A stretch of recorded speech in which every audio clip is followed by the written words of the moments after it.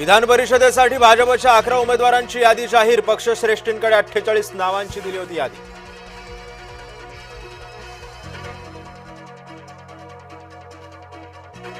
महायुतीमध्ये रायगडमधील जागेवरून तणाव कायम। एकनाथ शिंदे अजूनही वेट अँड वॉचच्या भूमिकेत। रायगडमधून महेंद्र दळवी माघार घेणार नसल्याचे संकेत।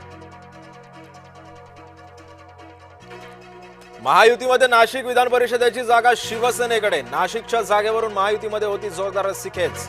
नरेंद्र दराडे यांना शिवसेनेकडून उमेदवारी जाहीर। छत्रपती संभाजीनगर विधान परिषदेसाठी भाजप विरुद्ध ठाकरे गटात होणार थेट लढत। उबाठाकडून देवयानी पाटील डोणगावकरांना उमेदवारी तर भाजपकडून संभाजीनगरातून भाजपचे जिल्हाध्यक्ष सुहास शिरसाटांना संधी।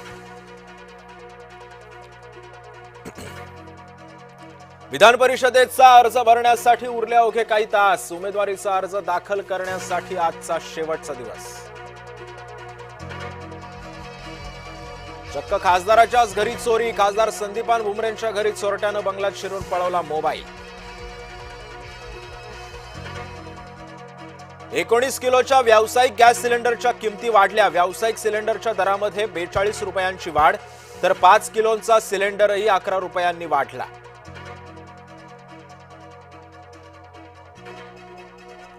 पुणे जिल्ह्यामध्ये आज वादळी पावसाची शक्यता। मेघगर्जना आणि विजांच्या कडकडाटाचा इशारा। काही ठिकाणी तुरळक स्वरूपाचा पाऊस पडण्याचाही हवामान खात्याचा अंदाज। इस्रायलचा लेबनॉनवरील हल्ल्याचा परिणाम। कच्च्या तेलावर कच्चं तेल प्रति बॅरल $93 वरती जाऊन पोहोचलं। ज्येष्ठ गायिका सुमन कल्याणपूर यांचं वृद्धापकाळानं निधन। वयाच्या 89व्या वर्षी घेतला अखेरचा श्वास। भावगीतांची सम्राज्ञी हरपली। संगीत क्षेत्रावर शोककळा। जीटीला हरवत आरसीबी सलग दुसऱ्यांदा आयपीएल चॅम्पियन। 5 गडी राखत मिळवला दणदणीत विजय। चेसिंग किंग विराटची नाबाद 75 धावांची निर्णायक खेळी।